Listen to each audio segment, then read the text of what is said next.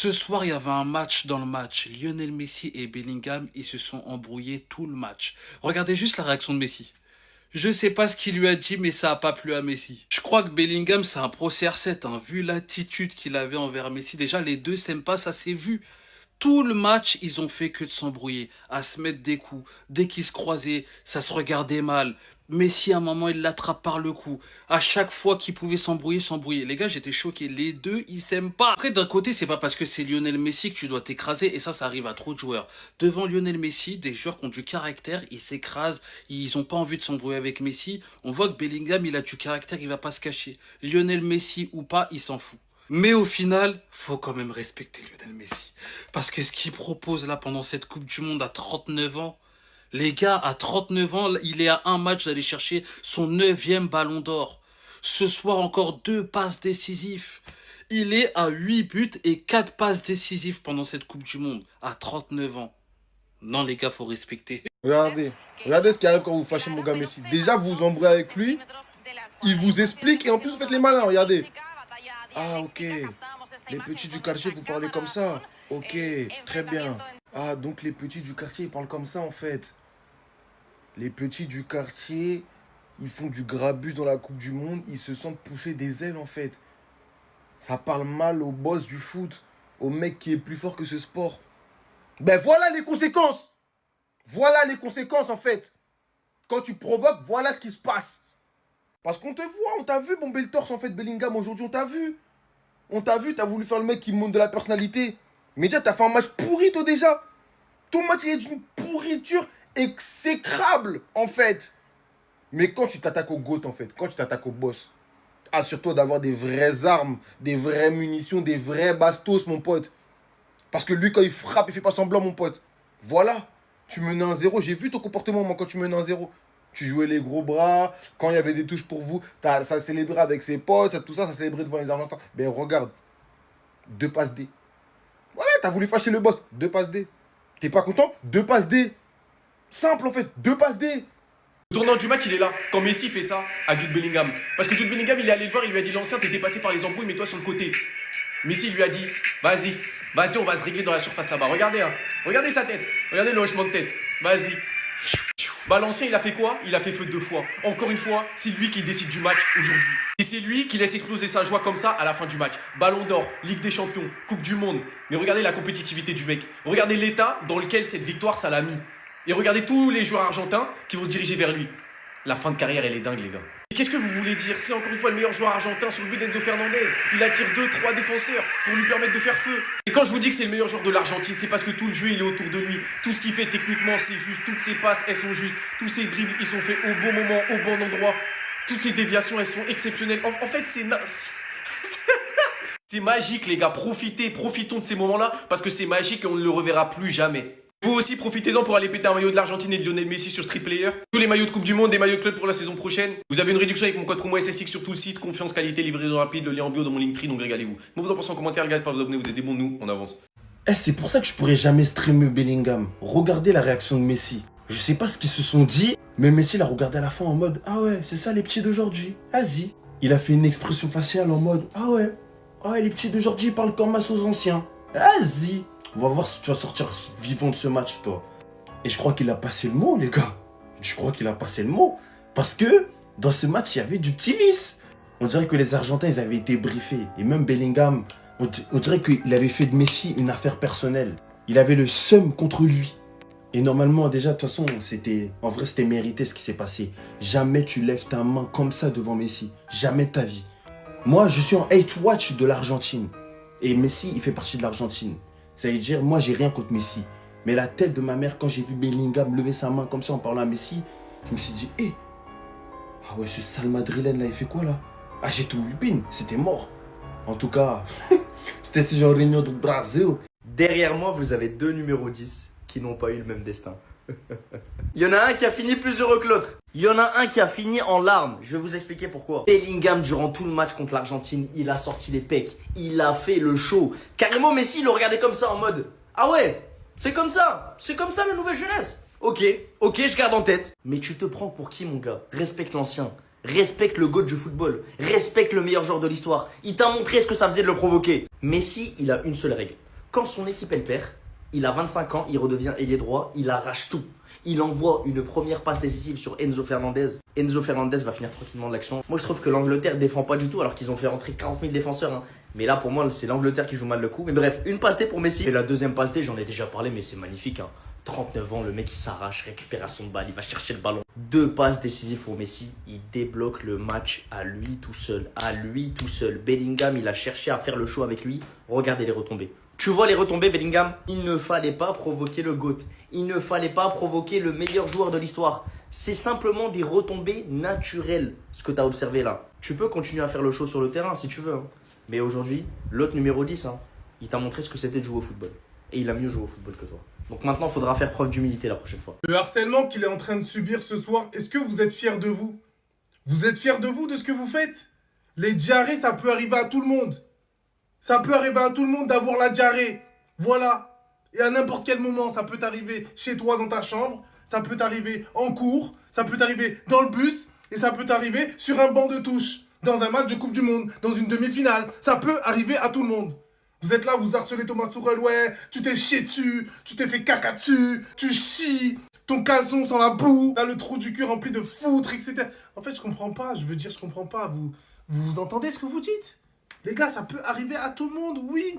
Il était très bien dans son match, il coachait, il gérait son équipe, qui a pris le dessus, et d'un coup, voilà, c'est comme ça. C'est tout. Donc arrêtez d'harceler notre cher Thomas Tuchel, il a fait un très bon tournoi, il a géré très bien son équipe, mais malheureusement, cet événement, ben voilà, lui est tombé dessus, voilà. Il s'est chié, oui, c'est chié, c'est vrai, voilà, hein, bien liquide, bien, tu vois, bien clair, voilà, hein, voilà, soluble. Non les gars, c'est une dinguerie, c'est une dinguerie. Waouh, waouh. Calvitie de Thomas Tuchel a influencé le jeu de l'Angleterre. Rien vers l'avant, tout vers l'arrière. 11 joueurs alors que tu mènes 1-0 à la 83e d'une demi-finale de Coupe du Monde. Tuchel, t'es un peu heureux, t'as rep. Là, je coupe tout. Moi, la Coupe du Monde, c'est terminé pour moi. Ça, c'est une finale de Barcelonais. Lamine Yamal, il peut avoir à 19 piges 1 euro ou une Coupe du Monde, ou Lionel Messi peut faire un back-to-back et remporter 2 Coupes du Monde. Ça y est. J'ai pas envie. Je le sens pas. France, Angleterre, petite finale. Celui qui gagne ce match, il gagne. Vous êtes pas chaud, on annule ce match. La France, vous rentrez, l'Angleterre, vous rentrez, et puis on annule. Parce que la gueule de ce match, j'en ai peur. Déjà, Didier, s'il te plaît, ne mets pas l'équipe titulaire, on s'en bat les couilles. Fais jouer les Mateta, fais jouer Cherki titulaire, et surtout Zaïre Emery. Toi, t'as trahi des gens aujourd'hui, mais ton retour en Angleterre, il va être épicé. Parce que avoir une de ces boules au ventre, avoir aussi peur que ça, faire rentrer des éléments défensifs et défendre à 11, tu te prends pour qui? La Coupe du Monde, elle est terminée. C'est fini pour moi. Samedi, je sais même pas si je vais regarder. Dimanche, encore moins. C'est ça le problème de Bellingham, en fait. Vous voyez? Vous voyez? C'est ça son problème. Le joueur, il est fort, mais le comportement, il est merdique. Il a un sale comportement, ce mec, c'est une dinguerie. C'est pour ça qu'il sera jamais le meilleur milieu de terrain au monde. C'est pour ça qu'il sera jamais ce joueur-là, en fait. D'abord, il a l'audace de venir parler à Messi comme si c'était son petit, alors que lui, il a rien fait dans le football. Et le pire, les gars, le pire, c'est que c'est lui qui fait la faute. C'est lui qui fait la faute et c'est lui qui va gueuler sur Messi. Et son geste à la fin du match, là, sur Valentine Barco qui est en train de célébrer avec ses coéquipiers, c'est quoi ça? C'est quoi ça, les gars? C'est quoi ça? Il vient, il met une gifle sur le crâne de Barco qu'il regardait même pas. C'est quoi ça, en fait? C'est qui ce mec? C'est un gars de cité ou quoi? Il sort d'où? Il sort de Compton? Il sort d'où? Il lâche pas des fuck-off aux arbitres, il vient gifler les adversaires. C'est quoi ce joueur, en fait? C'est quoi ce joueur? Quand il n'y a plus rien pour lui, quand rien ne va dans son sens, il pète un câble. Et quand il pète un câble, ça devient n'importe quoi. Il agit, il a un comportement exécrable. Il a beau être un bon joueur, il a beau marquer des buts. Je sais pas combien de buts il a marqué dans cette Coupe du Monde, les gars, mais ça sera jamais le meilleur milieu de terrain du monde. Le joueur, il est peut-être bon, mais l'homme, j'aime pas du tout. J'aime pas son comportement, j'aime pas son attitude, j'aime pas ce qu'il dégage, en fait, j'aime pas. Thomas Tuchel a vendu le match et c'est bien fait pour lui. Tu mènes seulement 1-0 contre une équipe d'Argentine qui est très forte mentalement et c'est toi qui décides de faire reculer tes joueurs à la 70e. C'était beaucoup trop tôt. Et je ne sais pas pourquoi je sens que Jude Bellingham risque de se lâcher en conférence de presse. Mais bref. Au passage, pour tous ceux qui cherchent un outil pour analyser les matchs, branchez-vous VisiFoot. Grâce à leur IA, vous avez accès au résumé de la situation de toutes vos équipes préférées. Vous avez également accès à des comparaisons statistiques. Et cerise sur le gâteau, l'IA de VisiFoot met à votre disposition plusieurs scénarios qui pourraient se dérouler sur le match. L'application n'est pas gratuite et pour tous ceux qui souhaitent la tester, branchez-vous VisiFoot. App Store, Play Store, vous l'avez partout. Maintenant, revenons à nos moutons. Thomas Tuchel a littéralement vendu le match. Tu faisais bien les choses, tu menais au score face à une équipe d'Argentine qui est réputée pour ne jamais lâcher le morceau, et c'est toi qui décides à la 70e, avec toutes leurs individualités en face, de leur laisser le ballon, de reculer. Je suis un tout petit peu dégoûté pour Jude Bellingham, mais c'est pareil pour Vinicius, pour Kylian Mbappé. Au moins, ils vont se remettre en question, ils vont essayer de s'améliorer, et ils vont essayer de prendre en maturité. Dans tous les cas, ça ne leur fera que du bien. Et celui qui doit être très content actuellement, c'est José Mourinho. Hein. C'est ce qu'il voulait, que la plupart de ses joueurs soient éliminés, comme ça il les récupère aussi un tout petit peu plus vite. Après, voilà, bref. Dans tous les cas, dites-moi ce que vous avez pensé du match dans les commentaires, et surtout pour ne rien louper, vous savez ce qu'il vous reste à faire. Hein. Abonnez-vous, et surtout branchez-vous VisiFoot. Voici ce que j'ai envie de retenir de cette équipe d'Angleterre. Imagine, contre-attaque, tu joues une demi-finale de Coupe du Monde, le gars rentre dans la surface et tu le découpes proprement comme l'a fait Spence, le latéral de l'Angleterre. Pour moi, c'est ma révélation de cette Coupe du Monde 2026. Il s'appelle Jed Spence. Personnellement, je ne le connaissais pas avant, mais la performance qu'il nous a sorti pendant ce mondial et pendant cette demi-finale de Coupe du Monde mérite d'être dans les livres d'histoire du foot. Quand tu vois la qualité du tac qu'il a fait dans sa surface de réparation, tu te dis qu'il a un peu de folie et c'est cette folie qui fait qu'il est aussi doué sur le terrain. Au final, c'est dommage que l'Angleterre soit éliminée puisque j'aurais aimé le voir face à la Yamal. Est-ce qu'il serait tombé dans les dribbles de la Yamal ou est-ce qu'il l'aurait cadenassé comme le fait Nuno Mendes? Et puis si je salue le travail de Spence, je dois quand même critiquer Thomas Tuchel parce que c'est quoi cette stratégie à la 83e minute? Tu mènes 1-0 demi-finale de Coupe du Monde, tu passes les 20 dernières minutes dans ta partie de terrain, tu refuses de jouer au football. Au final, tu te fais punir. Vous avez critiqué Jude Bellingham pour ses déclarations, mais il avait raison. Peut-être que Tuchel ne sait pas ce que c'est de jouer ce genre de match. Comment ça, tu perds ton courage à ce moment du match et tu refuses de jouer au football? C'est plus que mérité pour l'Argentine ce soir, il n'y a rien à dire. Mais toi, t'es le premier fautif de la défaite de ton équipe ce soir. Moi, je connaissais le coaching gagnant. Ce soir, t'as inventé le coaching perdant. Parce que tes joueurs, ils ont fait le taf, ils ont mis le 1-0. À partir de là, t'es parti dans une parano, t'as mis tout le monde derrière, bloc bas, t'as fait sortir tes milieux, t'as fait sortir tes attaquants, t'as mis que des défenseurs. Et t'as fait ça à la 55e minute. À partir de la 55e jusqu'à la 85e minute, tu jouais bloc bas et tu pensais que l'Argentine n'allait pas casser le verrou. À croire que tu n'as pas regardé les matchs précédents. L'Argentine, à chaque fois qu'ils sont menés ou à chaque fois qu'il y a égalité, ils reviennent dans les derniers instants. C'est là où ils sont le plus forts. Et toi, tu t'es dit, on va se mettre en bloc bas, on va attendre. Alors que tu as eu des avertissements. Pickford t'a sauvé la vie. Pickford a été incroyable. Tu as eu 2-3 avertissements sur des têtes, sur des frappes. Il a fait des arrêts monumentaux. Pareil, James Spence qui te fait un match stratosphérique, il te sauve des occasions nettes de but. Mais toi, tu comprends pas, tu te dis non, on résiste, on attend, on attend, on attend. Au final, 2 buts en 6 minutes, explosion totale, dont un sur un centre, alors que tu as l'équipe qui est censée être les meilleurs sur les coups de pied arrêtés, sur les centres, sur tout ce qui est défensif à ce niveau-là. Moi, je vous le dis ce soir, les gars, en direct, c'est sûr, Thomas Tuchel, cette défaite, elle est en grande partie pour toi. Après, bien sûr, il y a des joueurs qui n'ont pas été exceptionnels, mais comment tu veux qu'ils soient bons si tu les mets dans des conditions? Harry Kane, tu lui as demandé de défendre pendant une mi-temps. Qu'est-ce que tu veux qu'il fasse, honnêtement? Thomas Tuchel. En fait, c'est quand les humains ils vont comprendre qu'il ne faut pas prendre des sélectionneurs qui n'ont pas une véritable attache au pays qu'ils entraînent. Comment dès que tu ouvres le score, vous vous recroquevillez dans votre surface comme ça, avec un passeur hors pair comme Lionel Messi. On ne le présente plus en fait, on ne le présente plus.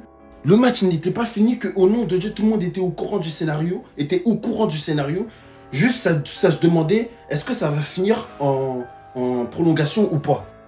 C'est là que tu te rends compte que l'Angleterre, en vrai, c'est juste des flocos. C'est des flocos, frère. Les Argentins, ils sont tellement vicieux. Des petits coups par-ci, par-là.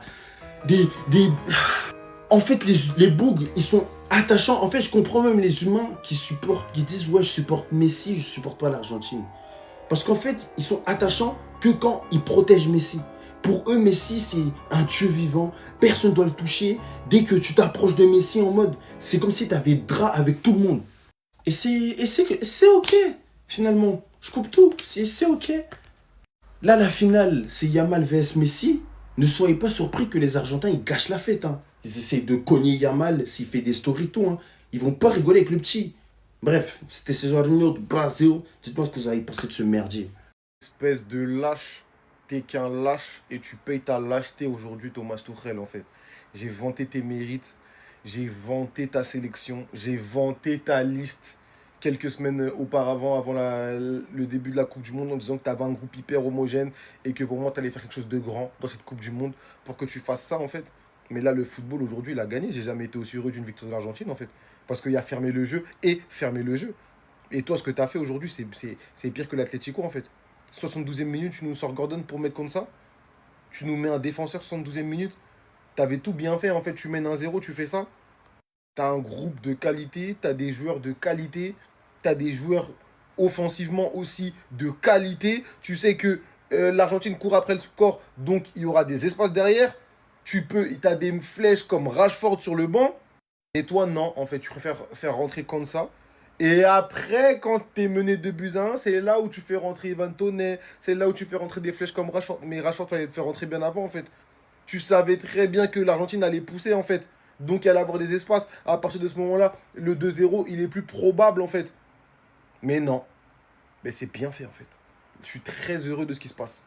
Il va donc jamais s'arrêter de jouer. Il va donc jamais s'arrêter d'humilier les grandes nations. Quand tu penses que c'est terminé, Lionel Messi surgit et qualifie son pays en finale de Coupe du Monde. Tu es un peureux. Tu as peur. Tu joues avec la peur. Tu gagnes 1-0, tu joues à 7 derrière et tu pensais que ça allait se passer comme ça. Sauf qu'il y a un mec qui s'appelle Lionel Messi. Regardez l'espace qu'il y a. Regardez l'espace qu'a Enzo Fernandez pour frapper. On est à la 85e minute d'une demi-finale de Coupe du Monde. Tu pensais tranquillement que tu allais te diriger vers les prolongations. Sauf que c'est Lionel Messi. Quand il a le ballon dans les pieds, il en fait ce qu'il veut, c'est son gosse. Une passe D pour Enzo Fernandez, une passe D pour Lautaro Martinez. Il n'y aura pas de prolongation, l'Argentine est qualifiée en finale. Willow, tu t'es trompé. Donc on aura bien Lionel Messi et le bébé qui tient dans ses bras, Lamine Yamal, en finale de Coupe du Monde. Triplé face à l'Algérie pour Messi, doublé face à l'Autriche, but face à la Jordanie, but face au Cap-Vert, but et passeur décisif face à l'Égypte. Passeur décisif face à l'Égypte,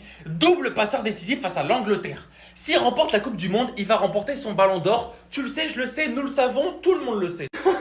Le rendez-vous des floppers, RDV samedi, 23h, pour la médaille de celui qui est le plus nul. L'Angleterre a joué avec la peur. L'Argentine a joué avec Lionel Messi. Et la différence entre les deux, c'est que l'Argentine va en finale de Coupe du Monde. Personne n'est choqué. C'est bien fait pour toi.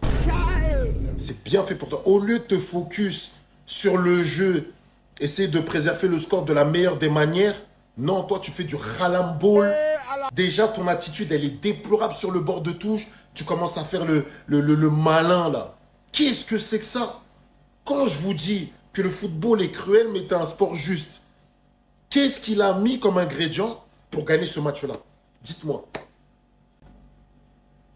Vous allez parler d'arbitrage? À un moment donné, soyons sérieux. Comment toi, comment Rashford et Ivan Toney peuvent rentrer dans le temps additionnel? Comment tu m'expliques ça? Oh my God! Tu sors, tu rajoutes contre ça. En fait, tu mets le bus à 15 minutes de la fin en sachant que tout le match, t'as pas joué. Il n'y a pas un moment où on s'est dit, les Anglais, il y a moyen qu'ils fassent quelque chose. Pour au final encaisser 2 buts à la fin, se faire éliminer et après crier que c'est la faute des... Eh vas-y, bien fait, c'est bien fait. Et en plus, je vais même rajouter, tu vas te faire chicoter par la France qui sont frustrés face à l'Espagne. En fait, les Anglais, c'était pas la première fois qu'ils jouaient comme ça. Déjà, contre la Norvège, on a dit, ouais, ok, heureusement que Bellingham, il était là. D'ailleurs, Harry Kane, on va en parler, ne vous inquiétez pas. Hein. Mais voilà, le football, ça paye.